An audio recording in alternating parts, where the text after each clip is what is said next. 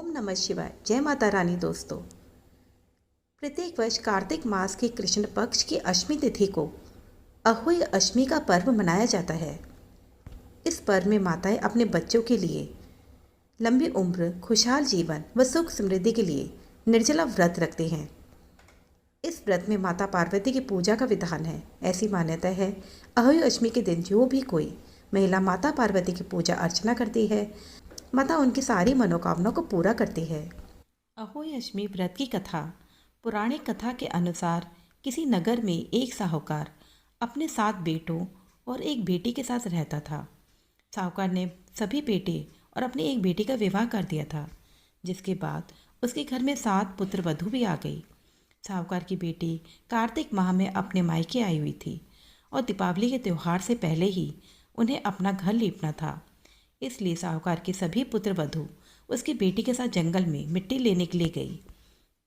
जिस स्थान से साहूकार की बेटी मिट्टी खोद रही थी, उसी स्थान पर स्याहू अपने 7 बेटों के संग रहती थी। साहूकार की बेटी की खुरपी से स्याहू का एक बच्चा मर गया। इसे क्रोधित होकर स्याहू ने कहा, मैं तुम्हारी कोख बांधूंगी। स्याहू की बात सुनकर साहूकार की बेटी ने अपनी सभी भाभियों से कहा कि वे उसके बदले अपनी कोख बंधवा ले।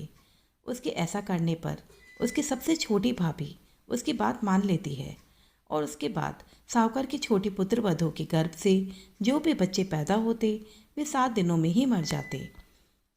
एक बार निराश होकर उसने किसी ब्राह्मण से इसका उपाय पूछा, तो ब्राह्मण ने सुराही गाय की सेवा करने की सलाह दी, जिसके बाद साहूकार की बेटी पुत्र वधू से सुराही गाय की भरपूर सेवा की।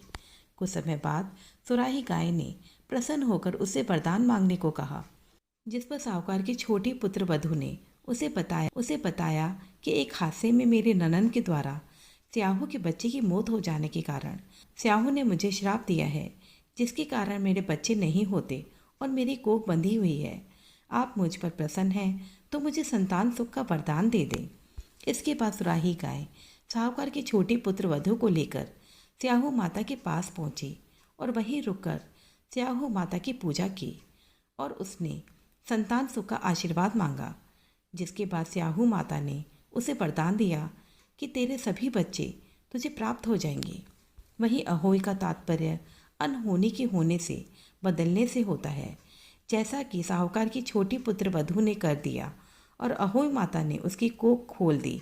ऐसे ही अहोई माता इस व्रत को करने वाली और कथा सुनने वाली और पढ़ने वाली सभी महिलाओं की इच्छा पूरी करती है। बोलो अहोई माता की जय।